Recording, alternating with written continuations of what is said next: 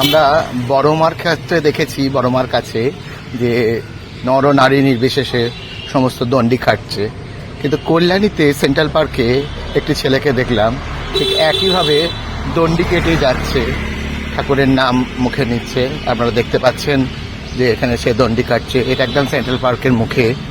তো বুঝতে পারলাম না যে কোথায় যাচ্ছে, কোন ঠাকুরের মানত করেছে সেই জন্য দণ্ডি কাটছে, কিন্তু এইটা বোঝা গেল যে কোনো ঠাকুরের জন্য সে দণ্ডি কাটছে।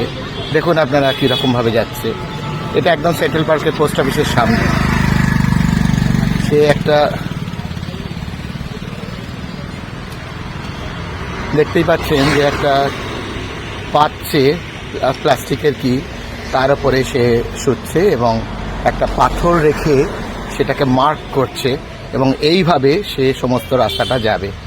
তো সে তো কথা বলছে না, তার সঙ্গে কেউ নেই, ফলে কোথায় কোন ঠাকুরের মানত করে সে যাচ্ছে সেটা বুঝতে পারলাম না, কিন্তু সেই যে কোনো ঠাকুরের জন্য মানত করেছে এবং সেই জন্য সে এইভাবে দণ্ডি কেটে যাচ্ছে। তো এটা আমরা বুঝতে পারলাম, এটা একটা বিরল দৃশ্য, কল্যাণীতে বিরল দৃশ্য, আমি কোনোদিন দেখিনি।